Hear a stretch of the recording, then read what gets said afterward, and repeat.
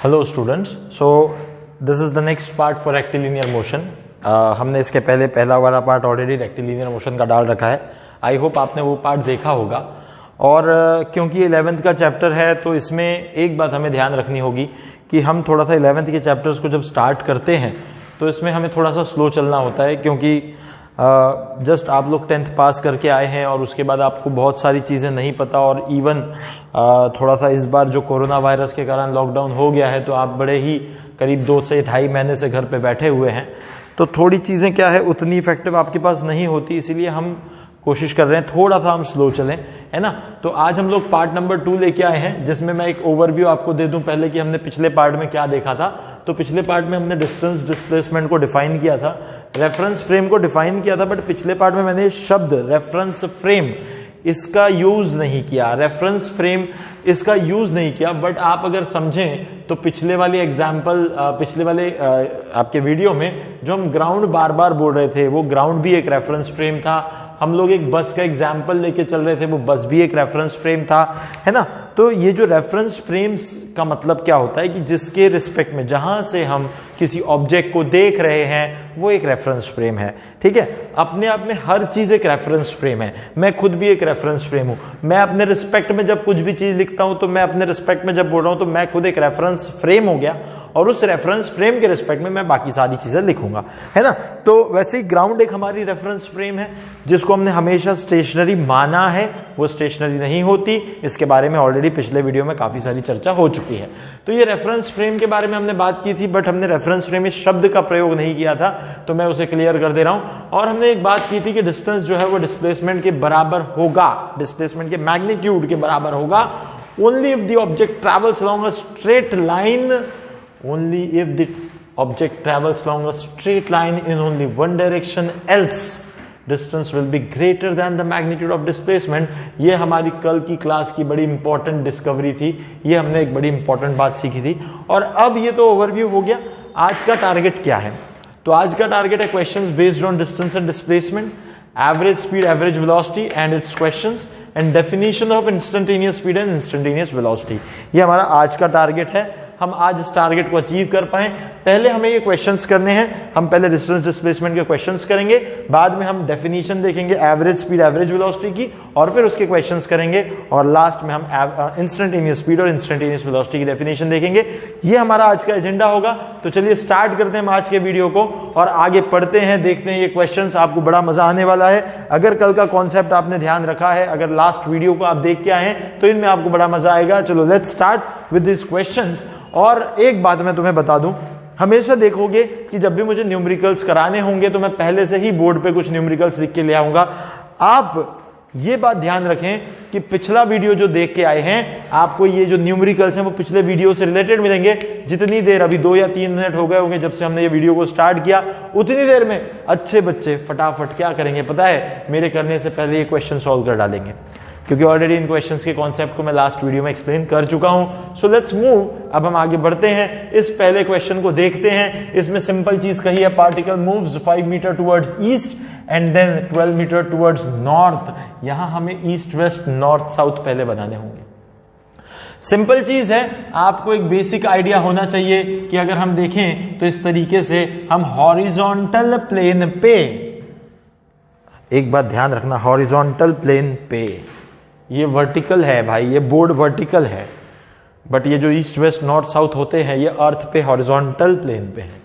इस बात को बड़ा इंपॉर्टेंट दिमाग में रखो। आपने भारत का नक्शा देखा होगा तो इधर जम्मू कश्मीर, इधर आपके पास श्रीलंका है।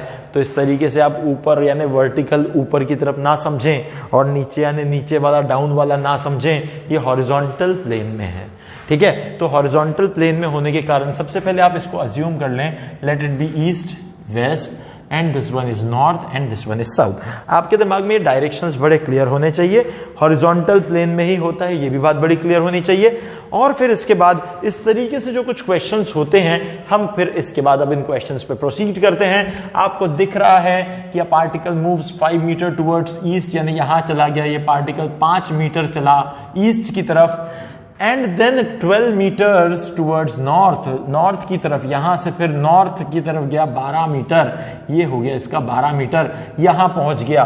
Find the displacement and distance covered. Now distance is the total path length. भाई डिस्टेंस की डेफिनेशन क्या थी? It is the total path length travelled.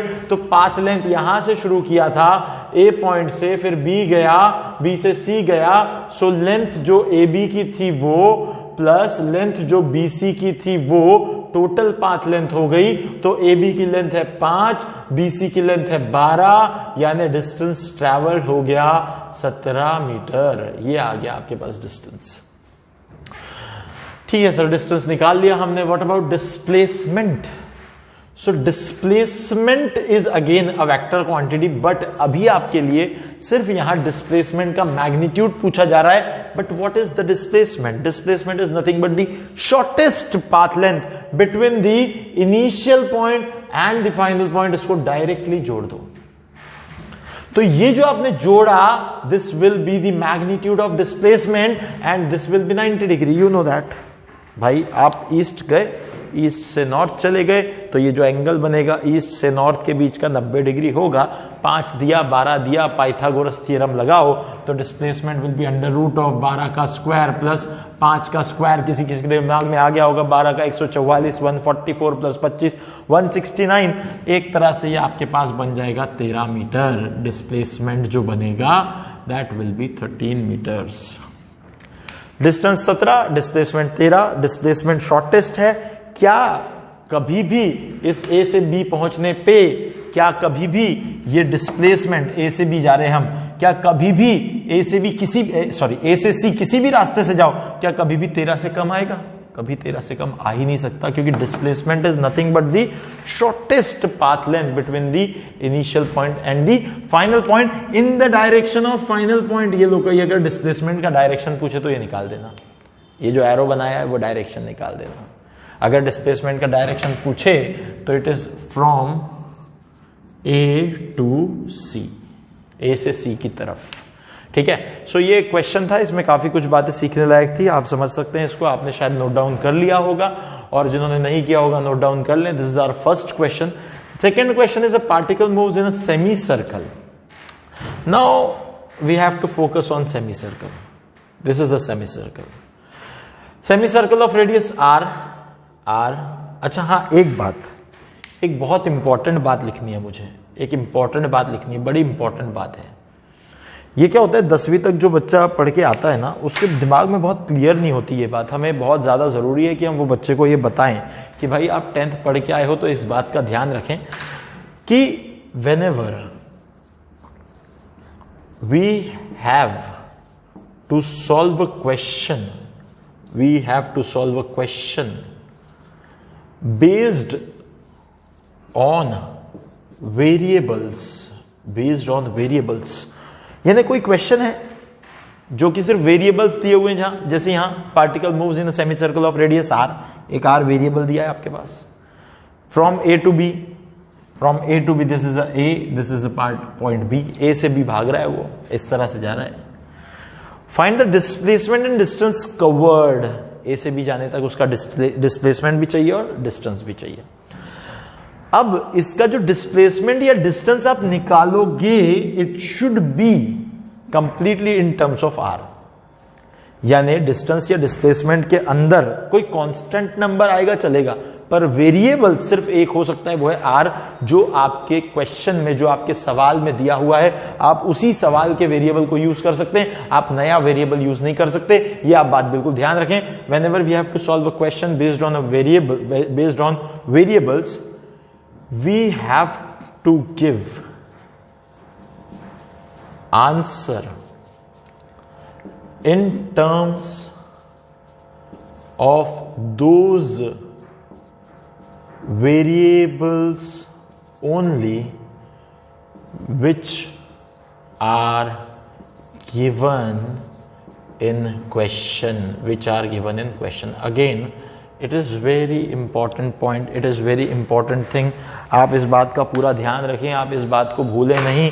भैया अपनी मर्जी का कोई वेरिएबल लगा के, देखो कॉमन सेंस भी है, अपनी मर्जी का कोई वेरिएबल लगा के आंसर लिख दोगे आप, तो वो क्या पता चलेगा आंसर चेक करने वाले को, क्योंकि वो वेरिएबल तो उसने कभी सुना ही नहीं, देखा ही नहीं, बोला ही नहीं, क्वेश्चन में भी नहीं दिया, आपने मर्जी का लगा दिया। ऐसा काम नहीं करेंगे, ऐसा काम बिल्कुल नहीं करेंगे। वेरिएबल बिल्कुल वही लेंगे जो आपके क्वेश्चन में है। हाँ, कुछ कॉन्स्टेंट्स आप जरूर ऐड कर सकते हैं, कॉन्स्टेंट वैल्यूज आप लगा सकते हैं, कोई भी दिक्कत नहीं है। आ जाते हैं वापस इस क्वेश्चन पे। Particle moves in semi circle of radius r from a to b, this is a point a, this is a point b, ठीक है। Find the displacement and distance covered. अब ये a से गया भाई, सेमी सर्कल पे गया, ऐसा बोला भी गया। तो सबसे पहली बात, what is displacement? Again I am telling this is the magnitude of displacement. This displacement is nothing but the shortest path length between A and B. A और B के बीच का शॉर्टेस्ट तो यही होगा। अब सेमी सर्कल है और A से B का शॉर्टेस्ट लेंथ ये वाला लेंथ है, पर इसी लेंथ को हम एक चीज और कह सकते हैं, this is nothing but the diameter, this is nothing but the diameter, and the length of this diameter is nothing but the twice of the radius, that is 2r. So you can easily write that displacement is 2r. And what about the distance? Distance is again, it is nothing but the total path length. Now you have to find out this path length, this path length. भाई तो length of semi circle क्या होता है? Length of circle क्या होता है? Length of circle क्या होता है? Length of circle, length of circle, circle की length, that is circumference, that is 2 pi r. This is important thing. एक पूरे सर्कल की लंबाई, एक पूरे सर्कल की लेंथ अगर देखूंगा तो that is circumference, that is 2 pi r. I know that 2 pi r, circle की लेंथ 2 pi r, तो सेमी सर्कल की क्या होती है? Length of circle by 2, semi यानी आधा, तो 2 pi r by 2 कर दोगे, so it will B pi into r. This is nothing but the distance travelled, this is nothing but the distance travelled. I hope, देखो मैं बहुत slow जा रहा हूं, मुझे पता है कुछ लोगों ने पहले आंसर निकाल लिया होगा, वेरी गुड। मैं थोड़ा स्लो जा रहा हूं क्योंकि मुझे चीजों को थोड़ा एक्सप्लेन करना है, अच्छे से बताना है, कुछ नए बच्चे होंगे उन्हें समझाना है, so that's why I am like, मेरी स्पीड थोड़ी कम है, बट धीरे धीरे 2-3 लेक्चर के बाद आप देखोगे वो बहुत बढ़ जाएगी। यहां नेक्स्ट क्वेश्चन पे आते हैं। Particle moves in a circle of radius r, एक r रेडियस का सर्कल आप देख पा रहे होंगे, r from A to B, this is A, this is B, this is a point A, this is B point, A से B जा रहा है भाई, तो ये एक आर्क हो गया। As shown in the figure, 60 degree का आर्क है, 60 डिग्री आपको दिख रहा है, 60 डिग्री का आर्क है। Find the distance and displacement. अब यहां भी डिस्टेंस निकालना है, डिस्प्लेसमेंट निकालना है। सबसे सिंपल चीज, now again what is displacement? So directly just join A to B, just join A to B, A to B एक स्ट्रेट लाइन से जोड़ दो। अब आपको एक चीज समझ में आनी चाहिए भाई कि ये जो A से B जोड़ी हुई स्ट्रेट लाइन है, वो स्ट्रेट लाइन एक अलग चीज है, और ये जो एक आर्क है A से B वाला, वो एक अलग चीज है। मैं इस फिगर को ऐसा बना सकता हूं, it is something like this, this is A, this is B, and it is subtending an angle of 60 degree at the centre, this is 60 degree. So this is radius R, ये B point है, ये B point है, this is radius R, this is also radius R। आप एक बात समझ सकते हैं, दिस इज 60, दिस इज 60, तो these two angles are equal. अब ये दोनों एंगल्स अगर इक्वल हैं, ये वाला A था शायद, A B, तो ये दोनों एंगल्स इक्वल होंगे। आइसोसेलेस ट्रायंगल टाइप तो अभी दिख रहा है हमें, पर जब ये वाले दोनों एंगल थीटा होंगे, ये वाले दोनों एंगल थीटा होंगे, तो 2 थीटा प्लस 60 इक्वल टू 180, यानी 2 थीटा इक्वल टू 120, यानी theta equal to 60। So this triangle will turn out to be equilateral triangle, this triangle will turn out to be equilateral triangle. ये मैं उन बच्चों के लिए कह रहा हूं, जैसे आप 2 थीटा प्लस 60 कर लो, थीटा थीटा 2 थीटा प्लस 60, इसका सम 180 के बराबर आता है। 60 उधर भेज दोगे तो 2 थीटा की वैल्यू 120 डिग्री आ जाएगी, यानी थीटा की वैल्यू 60 डिग्री आ जाएगी। ये आप समझ सकते हैं।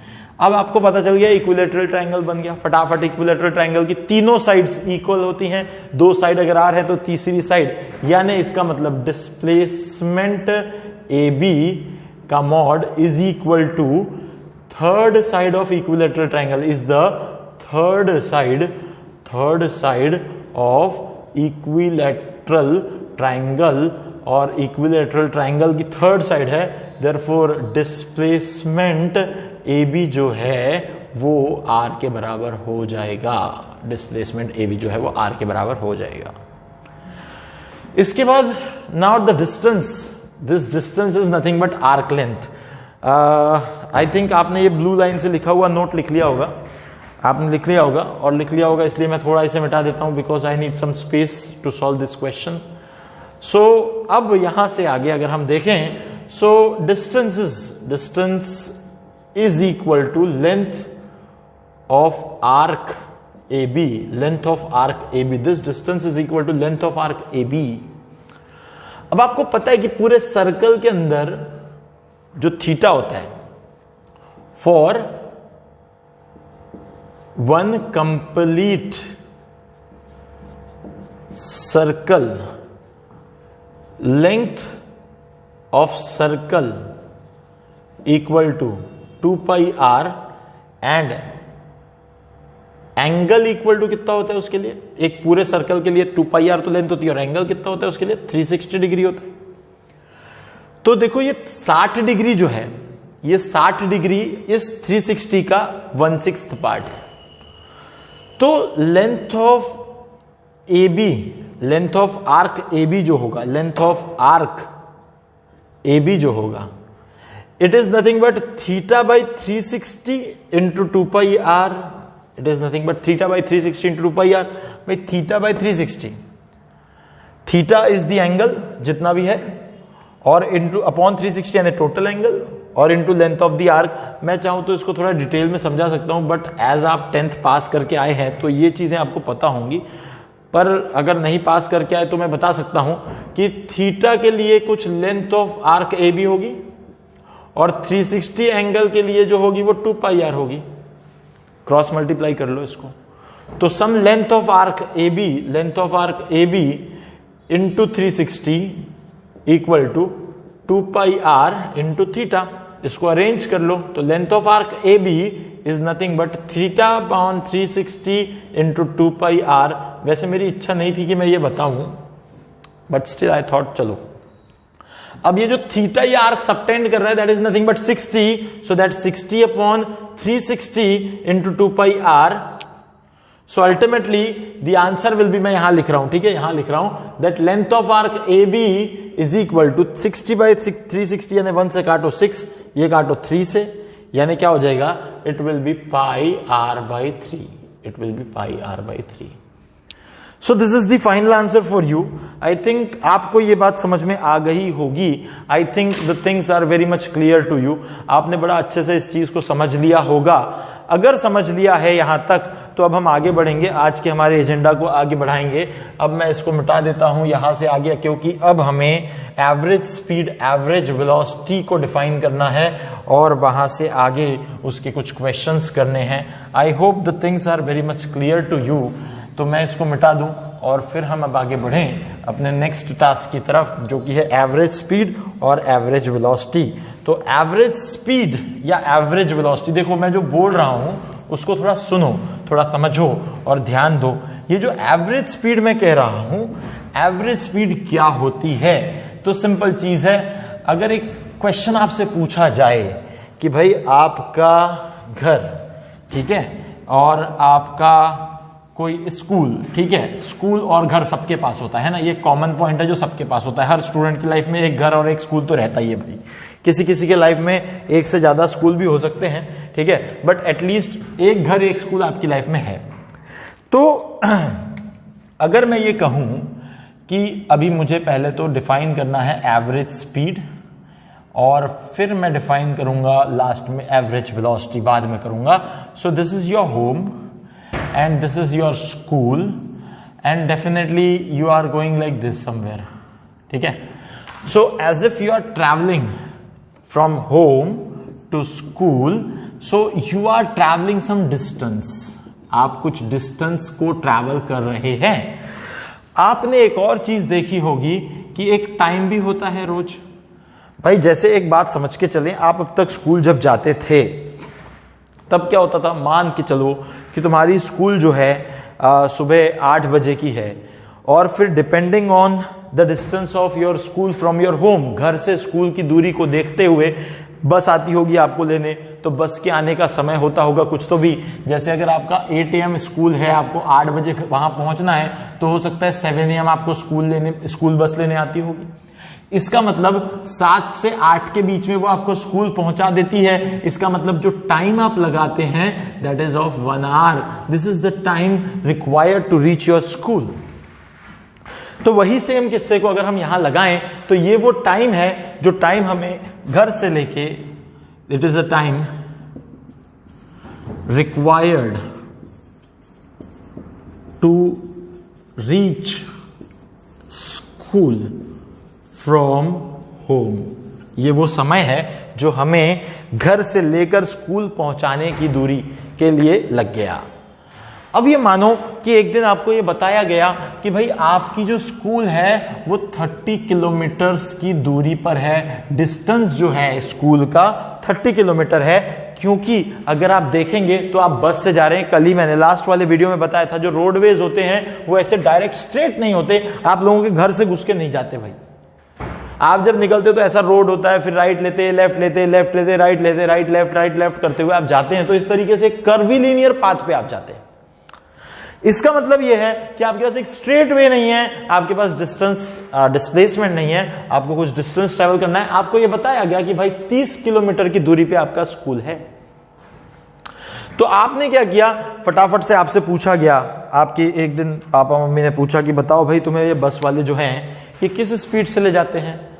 तो एक बेसिक फॉर्मूला आपने पढ़ रखा था कि भाई स्पीड जो होता है, हमें पता है पापा, हम बता सकते हैं आपको कि स्पीड जो होता है वो होता है डिस्टेंस अपॉन टाइम। तो हमने फटाफट से डिस्टेंस और टाइम, क्योंकि डिस्टेंस हमें जस्ट पता चला था कि 30 किलोमीटर का है और हमें पता चला था कि हम 7 बजे निकल के 8 बजे पहुंचते हैं, इसका मतलब हमें 1 आवर लगता है। इसका मतलब हमने फटाफट बता दिया कि 30 किलोमीटर पर आवर की स्पीड से हमें वो जो बस वाले भाई हैं, बस वाले भैया हैं, वो ले जाते हैं। मेरे ख्याल से ये बात आपके समझ में आई होगी। आपने जो स्पीड निकाली फटाफट, speed is distance upon time, speed is distance upon time, ये हमने बहुत बेसिक चीज पढ़ रखी है, पहले से पढ़ रखी है, speed is distance upon time. तो आपने क्या किया, आपने पूछ लिया बस वाले भैया से कि बताओ मेरे घर से स्कूल की दूरी कितनी है। उन्होंने बता दिया 30 किलोमीटर है। आपने देखा 7 बजे उठाते हैं घर से, 8 बजे स्कूल में छोड़ देते हैं, यानी 1 घंटे का समय लगता है। तो speed equals to distance upon time लगा के 30 kilometre by 1 hour, 30 kilometre per hour आपने फटाफट घर वालों को स्पीड बता दी। पर अब एक नया क्वेश्चन जनरेट हो गया। इसका मतलब जब बस यहां आती है तो वो ऑलरेडी 30 किलोमीटर पर आवर से चल रही होती है, यहां घर के पास रुकती नहीं, 30 किलोमीटर पर आवर से चल रही होती है, यहां से आपको उठाती है, यहां से किसी बी नाम के पर्सन को उठाती है, यहां भी चली रही होती है 30 किलोमीटर पर आवर, क्योंकि आपने तो बता दिया 30 किलोमीटर पर आवर। फिर यहां जितने भी बच्चों को उठाती है चलते चलते उठाती है। यानी पता है क्या होती है एक्सरसाइज, ऐसे बस के घर के सामने से निकल रही होती है, दौड़ते दौड़ते आप पकड़ते जाते हो, या फिर आपके घर से कोई पेरेंट आपको फेंक देते होंगे, फटाफट वहां कोई कैच कर लेता होगा। एक बस का कंडक्टर बाहर ही लटका रहता होगा, उसको 5 लोग अंदर से पकड़ के खड़े रहते होंगे। जैसे ही किसी स्टूडेंट का घर आया, उसने पकड़ा, उसे कैच किया स्टूडेंट को और भर लिया अंदर। इसका मतलब क्या बस 30 किलोमीटर पर आवर से कंटिन्यू चले जा रही है? भाई 30 किलोमीटर पर आवर से बस कंटिन्यू नहीं चलती, क्योंकि आपके घर के पास तो रुकती है, यहां पे तो वो स्पीड जो है 0 होती है, फिर चलती है, एक्सेलरेट होती है, थोड़ा फास्ट भी चलती है, फिर एक दूसरे स्टूडेंट के घर के पास फिर से रुक जाती है, फिर कहीं तीसरे वाले के घर के पास रुक जाती है, यानी फिर एक्सेलरेट भी होती है, यानी स्पीड बढ़ती भी है, फिर कम भी होती है, फिर बढ़ती है, कम होती है, कम होती है, बढ़ती है, बढ़ती, कम होती है, चेंज होती चली जा रही है। कभी कभी बीच में भाई नॉर्मली 40 किलोमीटर पर आवर पे भी चलती है, कभी कभी थोड़ा लेट हो जाए, कभी 50 किलोमीटर पर आवर पे भी चली जाती है।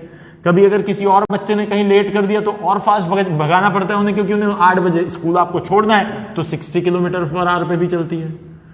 पर आपको जब उठाया गया था तब यहां 7 बजे थे और आपको जब छोड़ा गया था वहां 8 बजे थे, समय 1 घंटे का था, डिस्टेंस 30 किलोमीटर का था, इसलिए आपने ये बात फिक्स कर ली कि 30 किलोमीटर पर आवर की स्पीड से हमें छोड़ा जा रहा है। पर आप ये भी तो सच्चाई जानते हैं। तो अब आप यहां पे एक बात समझें कि ये जो आपने निकाला है वो एक क्वांटिटी कौन सी है? डेफिनेटली स्पीड है, पर वो कौन सी है? वो एक एवरेज स्पीड है, वो एक एवरेज स्पीड का वैल्यू है, that is an average speed, that is average speed is 30 30 kilometre per our.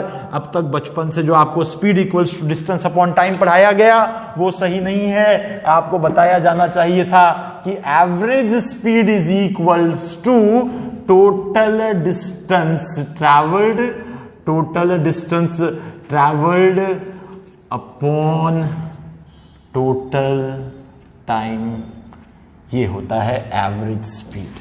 आपको सबसे पहली बात सिर्फ स्पीड नहीं बताना चाहिए, आपको बताना चाहिए एवरेज स्पीड, और वो जो एवरेज स्पीड है वो हमेशा टोटल डिस्टेंस ट्रैवल्ड और अपॉन में टोटल टाइम है। आप ये बात अगर समझ सकें तो आपको एक कंसेप्ट दिमाग में क्लियर हो जाएगा। इसका मतलब ये है कि सर ये 40 थी, ये कभी 30 थी, ये कभी 60 थी, ये 50 थी, ये कौन सी स्पीड्स हैं? तो ये है इंस्टेंटेनियस स्पीड्स।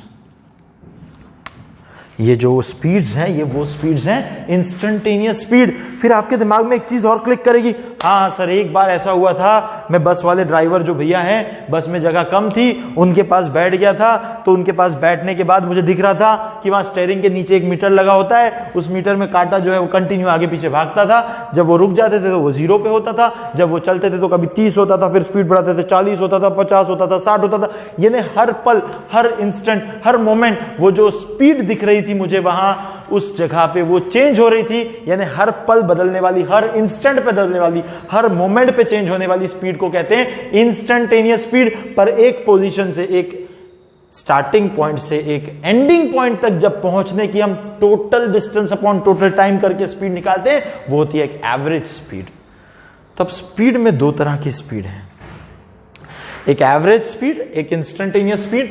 अभी इंस्टेंटेनियस स्पीड को हम नहीं पढ़ेंगे, अभी सिर्फ एवरेज स्पीड को पढ़ेंगे। सबसे इंपॉर्टेंट बात, what is average speed? So average speed is nothing but total distance travelled upon total time. अब अगर मैं टोटल डिस्टेंस को देखूं, फॉर एग्जाम्पल अगर ये यहां से निकल के यहां तक पहुंचता है, for example this is some point A, this is some point B, this is some point C. अगर आपसे बोला जाए कि एवरेज स्पीड B2C के लिए निकाल के बताओ भाई, B2C के लिए निकाल के बताओ, तो जो टोटल डिस्टेंस A से C तक का है वो S1 दिया है, और जो total distance A to B तक का है वो S2 दिया है। यहां से यहां तक जाने का टाइम दिया है T1, यहां से यहां तक जाने का टाइम दिया है T2। अब आपसे पूछा जा रहा है एवरेज स्पीड B2C निकाल के बताओ। So average speed between B to C will be total distance between B to C, ये वाला डिस्टेंस होगा total distance. This total distance will be delta S, delta S will be what? S1 minus S2। Total distance is S1 minus S2। भाई ये delta S कितना होगा? ये वाला S1 minus S2, और टाइम होगा delta T, that is what? T1 minus T2, that is what? T1 minus T2. So this is nothing but delta S by delta T, that is S1 minus S2 upon T1 minus T2। ठीक है क्या ये बात? देखो मैंने T1 को बड़ी quantity लिया, S1 को बड़ी क्वांटिटी लिया, इसलिए S1 minus S2 या T1 minus T2 आया है।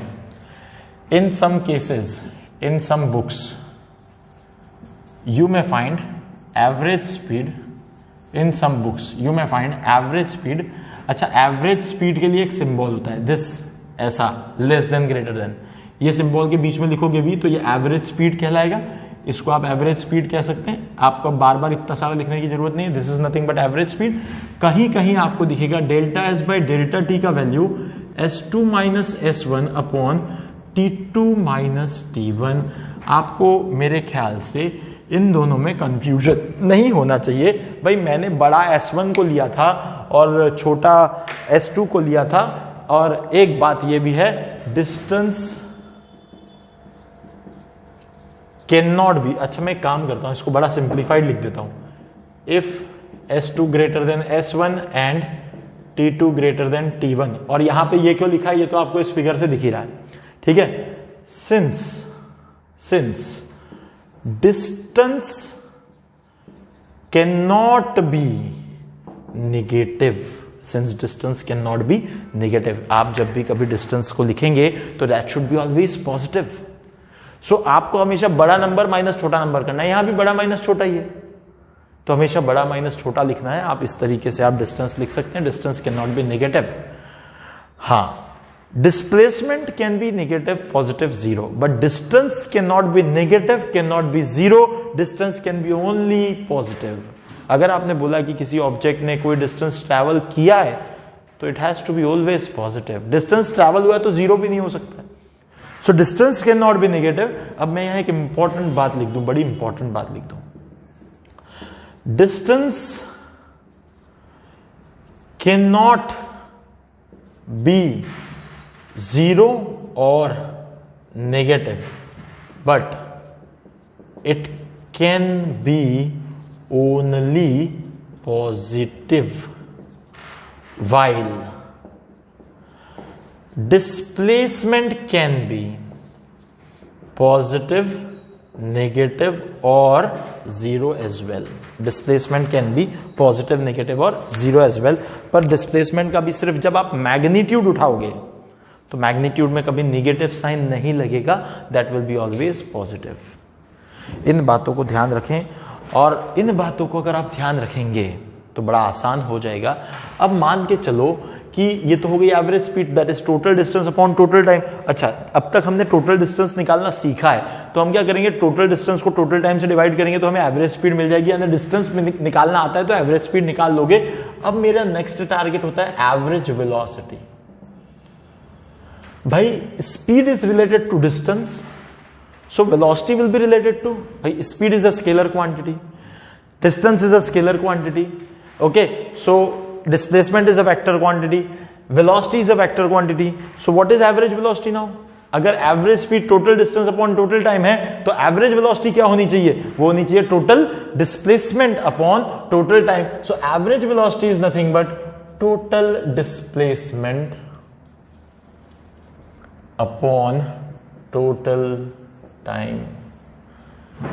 सो जो एवरेज वेलोसिटी है वो आपको total displacement upon total time देखना है, that is total displacement upon total time, that is delta S vector का मॉड अपॉन डेल्टा टी। थोड़ा देखना इसमें डिफरेंस क्या आ गया। ये एवरेज वेलोसिटी का मैग्नीट्यूड डील कर रहा हूं मैं, ये जो दो डंडे लग गए ये मैग्नीट्यूड है, ये एवरेज का साइन है, वेलोसिटी है तो वेक्टर क्वांटिटी है, इसलिए ऊपर एक एरो लग गया, वेलोसिटी के ऊपर एरो यानी वेक्टर, वेक्टर का एवरेज और उसका भी क्या लेना है, मैग्नीट्यूड। वैसे delta S is nothing but displacement, ऊपर एरो लगा है यानी डिस्प्लेसमेंट, उसका मॉड लेना है हमें यानी उसका मैग्नीट्यूड से डील करना है। डेल्टा एस का magnitude upon delta time will give you the average velocity. थोड़ा दिमाग में आने लाने की कोशिश करो, बड़ा मजा आएगा, बहुत सिंपल चीज है। अब अगर मैं बोलूं कि ये एक पाथ है ए सी बी, ठीक है, तो अगर मैं ये पूछूं कि अ पर्सन हो गया, वो पर्सन, एक पर्सन, समझ रहे हो ना, a person travels along the path A C B, travels along the path A C B से जा रहा है भाई, वो कहां से जा रहा है, वो A C B, and takes time delta T to travel from A to B. भाई एक ही पर्सन है और वो एसीबी से जा रहा है। A person travels along the path ACB and takes time delta T to travel from A to B. Find his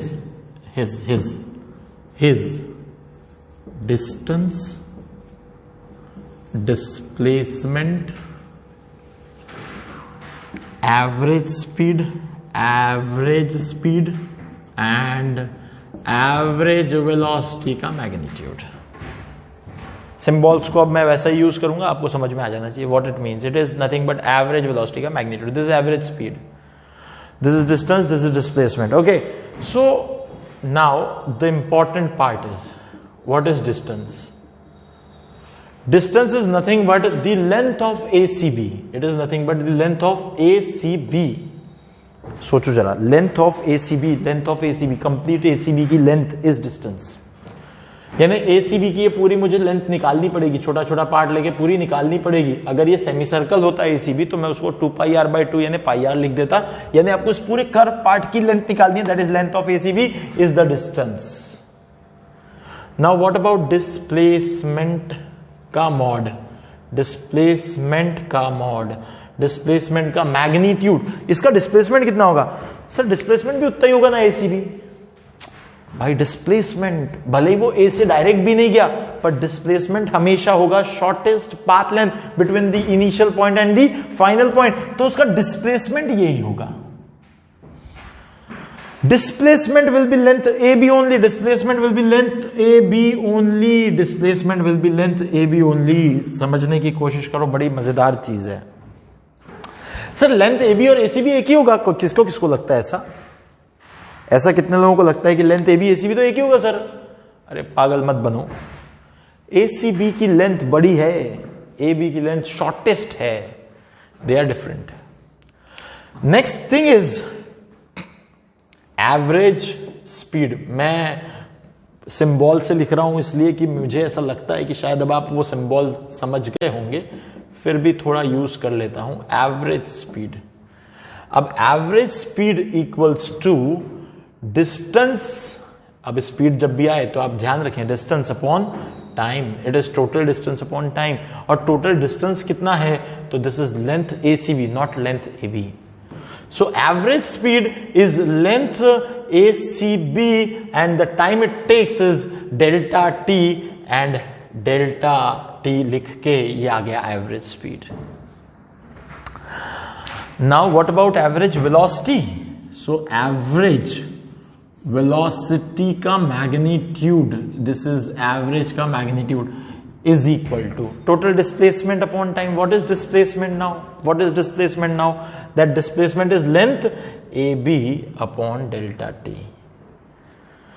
अब अगर आपसे पूछा जाए, ये आ गया आपके पास एवरेज वेलोसिटी का मैग्नीट्यूड, ये आ गया आपके पास एवरेज स्पीड, आपसे पूछा जाए कि एवरेज स्पीड और मैग्नीट्यूड ऑफ एवरेज वेलोसिटी के बीच का क्या संबंध है, कौन बड़ा कौन छोटा, कौन बड़ा कौन छोटा? देखोगे तो नीचे दोनों के डेल्टा टी तो सेम है, तो जो भी एवरेज स्पीड और एवरेज वेलोसिटी के मैग्नीट्यूड में हमें संबंध बनाना है या जो भी रिलेशन बनाना है वो लेंथ एसीबी और लेंथ एबी को देखते हुए बनेगा।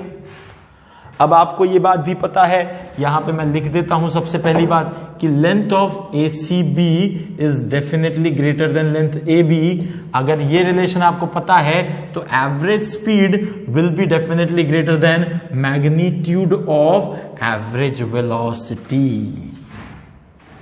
Magnitude of average velocity.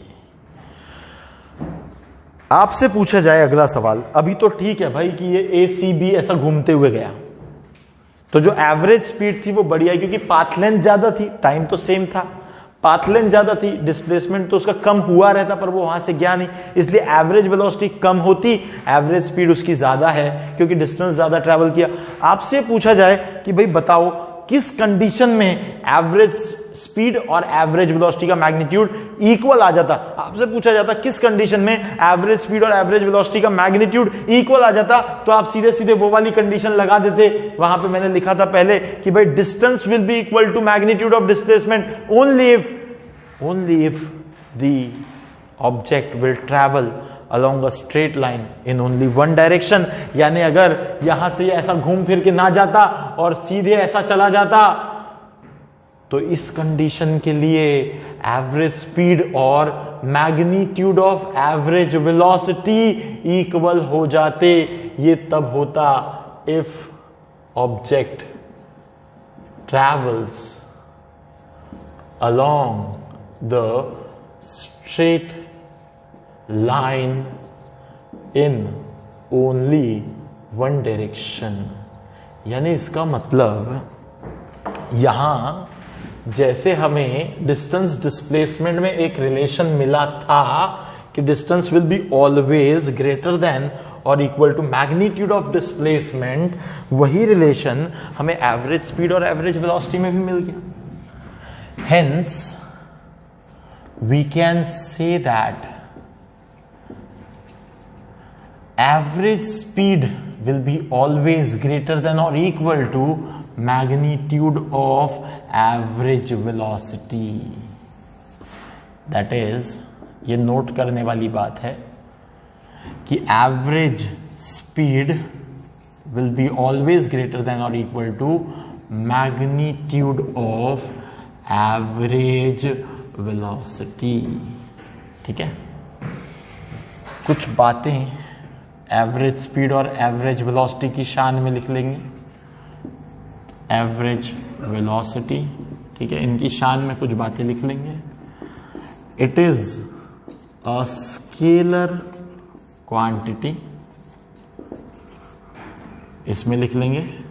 It is अ, ये सारे नोट्स बनाए आप, बहुत मेहनत से लिख रहा हूं मैं, आपको पूरे नोट्स बनाने हैं. It is a vector quantity. इसके बाद it's SI unit is metre per second. इसके लिए भी सेम चीज, it's SI unit is also metre per second. Dimension लिखोगे तो स्पीड का डायमेंशन भी सिर्फ L1 आएगा और वेलोसिटी का डायमेंशन भी अगर लिखोगे तो L1 ही आएगा.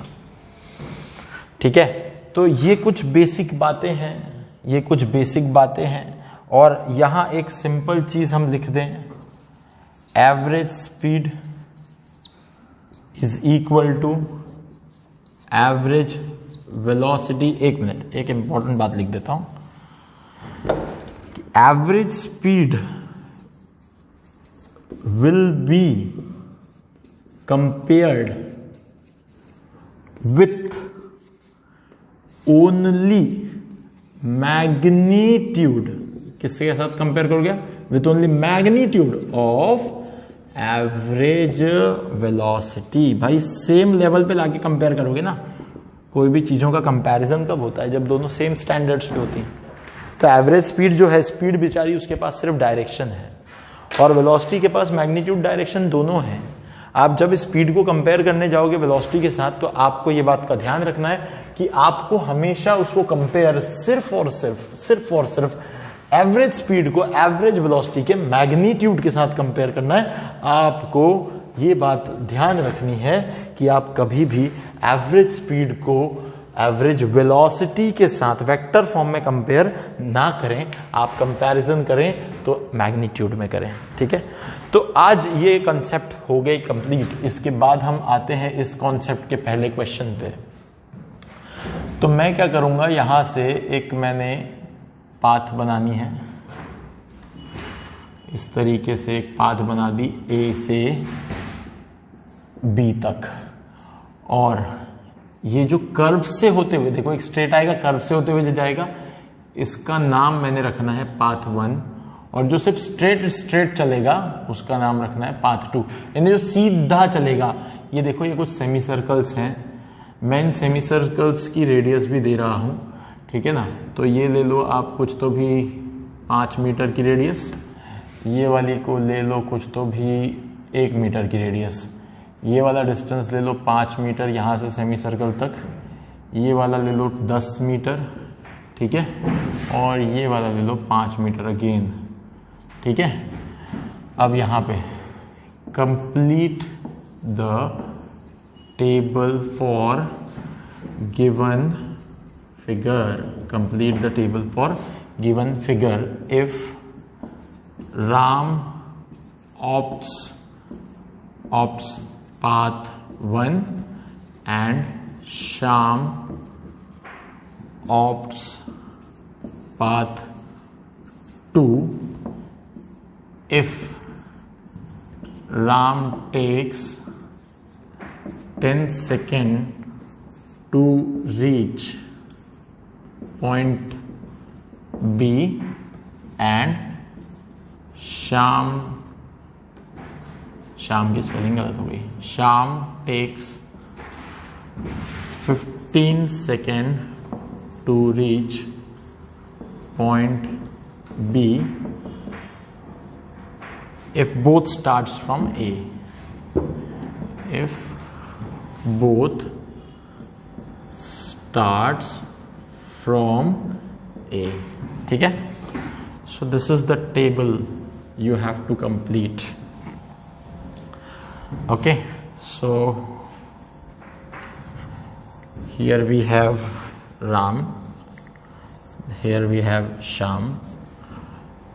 The first column is distance traveled, second column is displacement का magnitude, third column is average speed and fourth column is average velocity का magnitude.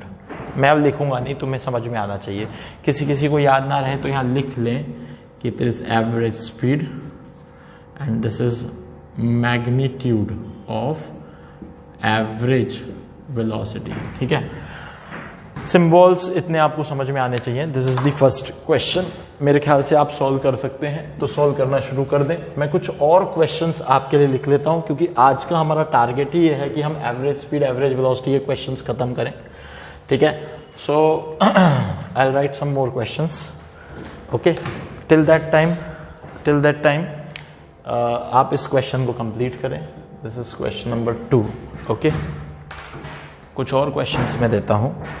सो इसको फटाफट सॉल्व करें, और जब आप इसको सॉल्व करेंगे तो मैं आपके साथ वहाँ लाइव कमेंट पे होगा और वहाँ आपको आंसर बता रहा हूँगा. तो आप फटाफट सॉल्व करें, और सॉल्व करने के बाद आप अपना कमेंट बॉक्स में आंसर भी डालें, तो मैं आपको बताऊँगा कि आपका आंसर सही है या नहीं. अ पार्टिकल मूव्स, मेरी बातों को ना सुने, इन अ स्ट्रेट लाइन. आप बिल्कुल लग के सॉल्व करें question. Straight line from A to B for the first 30 kilometer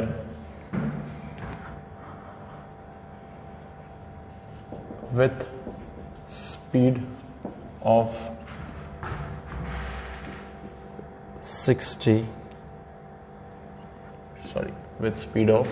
10 kilometer per hour, and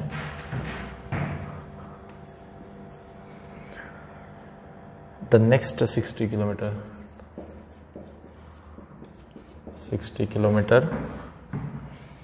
with speed of 20 kilometers per hour. Find the average speed and average velocity. ठीक है, average speed and average velocity. इसके बाद है third question. AC क्यों नहीं चल रहा है? अ पार्टिकल, मैं सिर्फ एक ये क्वेश्चन कंप्लीट करता हूं, फिर आपको आंसर बताने शुरू करता हूं. Moves in straight line from A to B. ठीक है, इसका first part. For the first half, its speed is v1, and for the next half distance speed is v2. ठीक है, फिर इसके बाद ये सेकंड केस है. For the first 1/3 distance speed is v1, and the next, and for the rest of 2/3 distance speed is v2. Okay, इसके कुछ और पार्ट्स हैं, मैं इसको भी लिख देता हूँ, फिर एक साथ हम क्वेश्चन सॉल्व करने पे फोकस करेंगे पूरी तरह से. ठीक है, तो देख लेते हैं इसको फटाफट. Next part is C. Okay, for the first 1/4 for the first 1/4 distance, speed is v0, comma, the next half of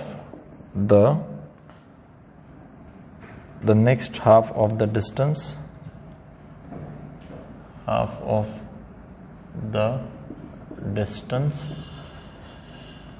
with speed to v0, and the last 1/4 distance with speed 3v0. Find the average speed in each case. ठीक है, तो ये 3 cases हैं. Okay, so I hope आपने ये question solve किया होगा, और अगर किया है तो मैं फटाफट से आपको आंसर बता देता हूँ, फास्ट आपको आंसर बता देता हूँ. ठीक है ना. तो हमारे पास बैटरी की कमी है, बैटरी खत्म हो रही है फ़ोन की, है ना. चलो कोई दिक्कत नहीं. टाइम कितना हुआ इसमें? 50. Okay, so Ram and Shyam complete the table for the given figure. If Ram opts path 1, this is path 1 curve वाला, तो राम इस path 1 को अब हम लिख देते हैं, it is for Ram, and path 2 के लिए लिख देते हैं श्याम. ठीक है, जितना हो सके फिगर बनाओ, जितना हो सके क्वेश्चन की इंफॉर्मेशन को डायग्राम में रिप्रेजेंट करो, जितना ज्यादा हो सके. फिजिक्स सीखने का बेसिक रूल, जितना हो सके इस लैंग्वेज को, इस थियोरी को डायग्राम में कन्वर्ट कर दो, जितना कर सको. इफ राम टेक्स 10 सेकेंड, इसके पास भैया टाइम है टोटल 10 सेकेंड का. Shyam takes 15 second. हमें बार बार क्वेश्चन की तरफ जाना ना पड़े, to reach from A to B. ठीक है, ये हो गया. अब इस थियरी को मुझे देखने की जरूरत नहीं. अगर आप चाहो तो मैं इसको देखो मिटा भी देता हूं, अब इसका कोई काम नहीं है, क्योंकि इसको जितना एक्सट्रैक्ट करना था मैंने एक्सट्रैक्ट कर लिया. अब मुझे इसकी जरूरत नहीं है, मिटा दो इसको. राम का डिस्टेंस, राम का डिस्प्लेसमेंट, राम की एवरेज स्पीड, राम की एवरेज वेलोसिटी. तो राम के पास ये पाथ ऊपर वाला है भाई, तो ये 5 मीटर है डिस्टेंस, यानी लेंथ ऑफ पाथ जोड़ना पड़ेगा. तो ये वाला हो गया आपके पास में कितना, सेमी सर्कल की लेंथ. अभी बात की थी हमने, पाई आर होती है, तो पाई तो आएगा ही आएगा, 1 आर आ जाएगा, तो पाई इंटू 1 का मतलब ये हो गई आपके पास पाई. फिर यहाँ से 10 भी चलेगा राम, फिर यहाँ से इस पे चलेगा, तो इस पे राम के लिए फिर से पाई आर आ जाएगा, पाई आर आर यानी 5 पाई आ जाएगा. ठीक है, फिर 5 मीटर. तो राम के लिए जो डिस्टेंस आप ट्रैवल करेगा, राम जो डिस्टेंस ट्रैवल करेगा, डिस्टेंस डिस्टेंस डिस्टेंस यानी कर्व के साथ जाना पड़ेगा, वो कितना हो जाएगा, 5 प्लस ये वाला पाई प्लस ये वाला 10 प्लस ये वाला पूरा कर्व यानी 5 पाई प्लस ये वाला 5, 5 पाई प्लस ये वाला 5. देखोगे तो 5 10 15 20, तो 20 प्लस 5 पाई 1 पाई 6 पाई, ये आ गया डिस्टेंस. ठीक है, तो राम के डिस्टेंस की जगह पे आप लिख दो सीधे सीधे 20 प्लस 6 पाई. ठीक है ना, ये इतना आ गया, ये मीटर में आ गया, इसको ऐसे ही रहने दो, कोई दिक्कत नहीं है. अब राम का डिस्प्लेसमेंट, डिस्प्लेसमेंट किसका, राम का. उसके लिए तो पूरी लेंथ ऐसी जोड़ दो, पूरी लाइन. तो ये लेंथ यानी पहले आ गया 5 प्लस ये वाली लंबाई कितनी होगी, डायमीटर यानी 2 प्लस ये वाला कितना आ गया 10, यहां से यहां तक 10. फिर राम के लिए ये वाला 5 और 5 कितना आ गया 10. फिर राम के लिए ये वाला आ गया 5. ठीक है, तो ये क्या हो गया, 5 और 2 7, 7 और 10 17, 17 और 10 27, 27 और 5 32, 32 मीटर आ गया. तो राम का जो डिस्प्लेसमेंट है वो आ गया 32 मीटर. श्याम ने तो पाथ लिया भाई यही वाला, श्याम ने तो पाथ यही लिया है, श्याम ने शॉर्टेस्ट पाथ लिया हुआ है ऑलरेडी. तो श्याम का डिस्टेंस और डिस्प्लेसमेंट का मॉड दोनों ही सेम आएंगे, और वो श्याम के राम के बराबर ही आएंगे, क्योंकि लेंथ तो टोटल उतनी रहेगी यानी 32. तो यहां सीधे सीधे लिख दो 32, यहां लिख दो 32, खत्म. Average speed is distance upon time, यानी 20 plus 6 pi by time. Time कितना लेता है भाई, राम कितना टाइम लेता है, 10 सेकेंड. डिवाइड कर दो 10 से, इसको सॉल्व करना है, कर लेना आगे. एवरेज वेलोसिटी का मैग्नीट्यूड किसका, राम का, यानी डिस्प्लेसमेंट है 32 बाई 10, तो कर लो इसका कुछ 3.2 मीटर पर सेकेंड में आ जाएगा. इसके बाद में आपके पास में इसका शाम का टाइम ऑलरेडी है 15 सेकेंड, तो इसका तो 32 बाई 15 कर दो, डिस्टेंस भी उतना ही और डिस्प्लेसमेंट भी उतना ही, यानी शाम के केस में average speed is equal to magnitude of average velocity. But Ram के केस में average speed will be greater than magnitude of average velocity. ये देख लो जरा, क्योंकि जो राम है वो घूम घूम के गया, श्याम जो है सीधा गया, इसलिए उसके पास स्पीड और वेलोसिटी के मैग्नीट्यूड सेम आ गए, इसके पास वो नहीं आए। कितना % है? ओके ठीक है, हो जाएगा, ठीक है। अब कहते हैं a particle moves in a straight line from A to B. अब आप पहले फिगर बनाओ, मैंने कहा है जितना लिटरेचर लिखा हुआ है ना उसके पहले फिगर बनाओ। पहले लिखा एक पार्टिकल है, पॉइंट पार्टिकल है, ये पॉइंट है, इस तरह से वो किसी ए से लेके बी तक भागता है। आप बना दो स्ट्रेट लाइन, हमें क्योंकि पाथ के बारे में कुछ बताया नहीं तो स्ट्रेट लाइन तो बनाना ही पड़ेगा। From for the first 30 kilometre, यानी यहां से पहले 30 किलोमीटर, ये पहला 30 किलोमीटर आ गया, with the speed of 10 kilometre per our, यानी यहां की स्पीड v1 आ गई 10 किलोमीटर पर आवर। पहले 30 किलोमीटर इतनी स्पीड से चले। एंड द नेक्स्ट 60 किलोमीटर, अगला 60 किलोमीटर जो है with the speed of 20 kilometre per our, तो यहां की जो v2 आ गई वो आ गई 20 किलोमीटर पर आवर। ठीक है, find the average speed and average velocity. कोई बोलेगा सर आपने पूरा 60 क्यों ले लिया? क्योंकि उसके आगे कोई डिस्टेंस की बात ही नहीं की ना, ए से निकल के बी तक जाना है, पहली लाइन में लिखा हुआ है। यानी पहला 30 किलोमीटर होगा, दूसरा 60 किलोमीटर होगा, और इसके हिसाब से पहले वाले के लिए स्पीड होगी ये आपने क्या 10 किलोमीटर पर आवर और दूसरे वाले के लिए 20 किलोमीटर पर आवर। अब हमारे पास टास्क है कि एवरेज स्पीड निकालो एंड एवरेज वेलोसिटी। तो पहली बात तो एवरेज स्पीड जो है, that average speed is equal to total distance upon में आएगा टोटल टाइम। टोटल डिस्टेंस आएगा अपॉन में आएगा टोटल टाइम। अब हमें total distance upon total time निकालना है, तो ये कैसा हो भाई, कैसे करें इसमें? तो टोटल डिस्टेंस तो हमें पता है कि कितना डिस्टेंस चले, 30 और 60, यानी कि ये आ गया आपके पास। अच्छा यही डिस्टेंस भी होगा, ये डिस्प्लेसमेंट भी होगा, तो ये 90 आ गया। और टोटल टाइम, यानी इसके लिए चलने का कुछ टाइम मान लेते हैं t1 है, और ये बाद के 60 अलग स्पीड से चल रहे हैं, यानी इसका टाइम t2 है, तो जो टोटल टाइम होगा वो t1 प्लस t2 हो जाएगा।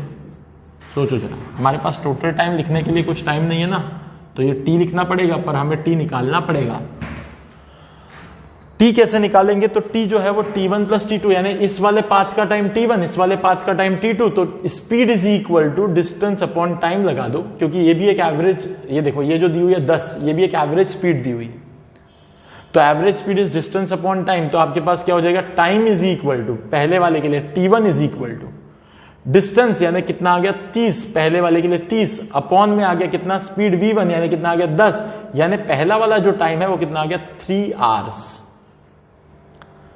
पहला वाला टाइम आ गया 3 आवर्स। मुझे थोड़ी सी जगह की कमी लग रही है, तो मैं इसको मिटा देता हूं। मेरे ख्याल से ये क्वेश्चन आप सभी ने लिख लिया होगा, मैं थोड़ा इसको यहां पे सॉल्व करता हूं, थोड़े हमें बड़ी जगह की जरूरत है ताकि हम खुला खुला लिख पाए, ठीक है ना। तो मैं क्या करता हूं, अब इसको यहां लिख लेता हूं, चलो कोई दिक्कत नहीं है। देखो आपके पास एवरेज स्पीड के लिए टास्क है t निकालना, और t के अंदर t1 और t2 है, यानी इतने पार्ट का टाइम और इतने पार्ट का टाइम। t1 की वैल्यू 3 आवर्स आ गई है आपके पास, और इसी तरह से मैं t2 निकाल सकता हूं। तो t2 जो होगा वो आ जाएगा फिर से डिस्टेंस सेकंड वाला 60 है, और वहां चल रहे हैं 20 से, तो 20 से काटोगे 60, तो ये आ जाएगा फिर से 3 आवर। भाई टाइम का जो यूनिट आएगा आर आ रहा है यहाँ, क्यों? क्योंकि ऊपर 60 किलोमीटर है, नीचे स्पीड 20 किलोमीटर पर आवर ऊपर जाएगा, किलोमीटर किलोमीटर कैंसिल हो जाएगा, तो 60/20 में 3 आवर्स ये आपको मिल जाएगा। यहां से आप देख सकते हो कि जो टोटल टाइम है that is t1 plus t2, that is nothing but t1 is 3 our and t2 is again 3 hour, that is in sum will give you 6 hour. Now average speed you can calculate easily, that is total distance upon total time. तो 6 कितने से कटेगा, 15 से कटेगा शायद, तो 15 kilometre per hour, this is nothing but the average speed. अब जाके जो स्ट्रेट लाइन में चल रहा है, so as particle is traveling in straight line, क्योंकि कोई इंफॉर्मेशन ही नहीं दी है बाकी की, तो यहां से जो मैग्नीट्यूड ऑफ एवरेज वेलोसिटी होगा that will be equal to average speed, that will be equal to 15 kilometre per hour. ये निकल के आया, ठीक है, so this is the first question. अगला क्वेश्चन सॉल्व किया होगा आपने, शायद आपने किया होगा, नहीं किया होगा या किया होगा। आप ऐसे ही total distance upon total time करें, ठीक है ना। हमारे पास शायद बहुत कम बैटरी बचा है, कितना बचा है, 4% बचा है, फ़ोन बंद हो जाएगा, इसलिए हम इसको कंटिन्यू नहीं कर पा रहे। अगले वीडियो में थोड़ा सॉल्व करके दिखाऊंगा, इसको सॉल्व करके दिखाऊंगा, पर आप ट्राई करें total distance upon total time. मैं सिर्फ एक काम करता हूँ, थोड़ी हिंट दे देता हूँ 1 मिनट में, है ना। Particle moves in a straight line from A to B. फिर से एक फिगर बना दो भाई, हमेशा फिगर बनाओ, सबसे पहले फिगर बनाओ। ए से बी स्ट्रेट लाइन, यहां भी लिखा था वैसे तो स्ट्रेट लाइन, देखो यहां भी लिखा था स्ट्रेट लाइन, स्ट्रेट लाइन लिखा था इसलिए ये वाली बात भी आ गई, ठीक है। Particle moves from A to B in a straight line. अब मैं पहला वाला पार्ट बता रहा हूं। फॉर फर्स्ट हाफ, पहला हाफ, ये टोटल डिस्टेंस है मान लेते हैं, ये टोटल डिस्टेंस s है, और पहला हाफ यानी कितना हो गया s/2। The speed is v1, यहां से यहां चलने के लिए स्पीड है v1। And for the next half distance the speed is v2, and for the next half that is s/2 the speed is again v2। अब आप मुझे क्या निकाल के देंगे, find average speed in each case, है ना। तो एवरेज स्पीड का केस आप अगर देखें तो वो होता है total distance upon total time.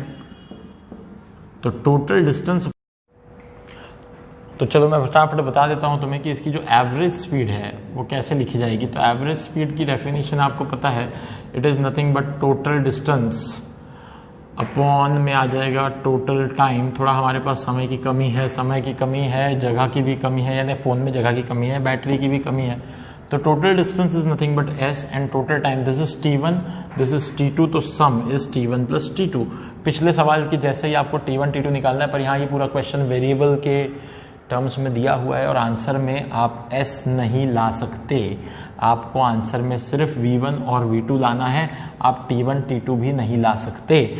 कोई ये बोलेगा सर ये आ गया ना आंसर, अरे भाई ये s और t1 t2 आप आंसर में नहीं दे सकते। आपके क्वेश्चन के अंदर आपको सिर्फ 2 वेरिएबल्स दिए गए हैं, एक है v1 और एक है v2। तो जो एवरेज स्पीड होगी that should be in terms of v1 and v2 only. So अब ये टाइम t1 t2 लिखना है हमें अगर, तो हम टाइम t1 को लिख सकते हैं। Time t1, again speed is distance upon time, तो time is distance upon speed, distance is s/2 upon v1। So you can easily write this time t1 as s/2 v1। This is the time t1। Similarly you can find this t2 also. So this t2 is again distance, that is s/2 upon v2. So you can write it as s/2 v2. So this is t2. Just put the value of t1 and t2. You'll get s upon s/2 v1 और plus में s/2 v2। s cancel कर लेना आपने यहाँ से। अब इसको थोड़ा सा सॉल्व करना होगा आपको।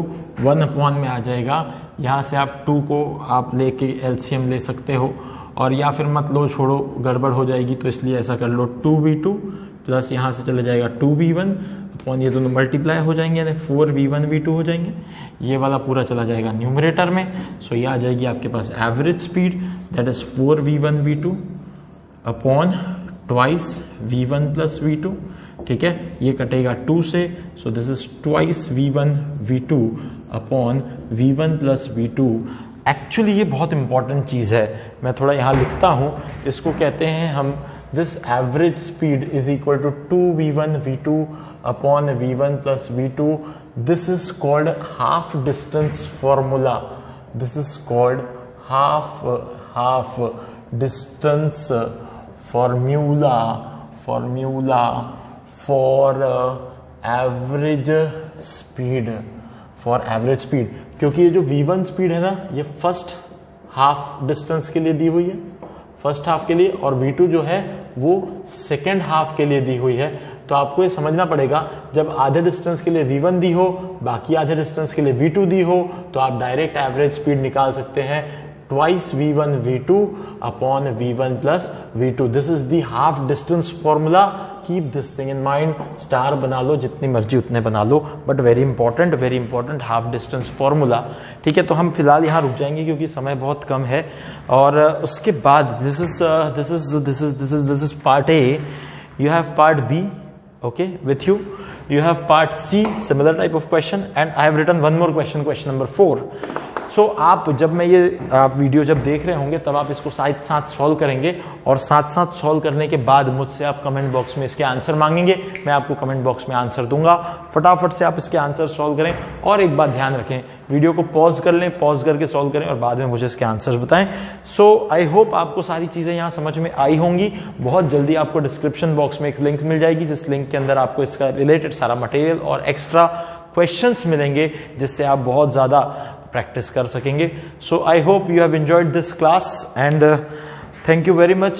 सब्सक्राइब करें, शेयर करें, लाइक करें, ठीक है ना, कमेंट करें, जितना ज्यादा हो सके करें और फिर अगले वीडियो में मिलेंगे आपसे।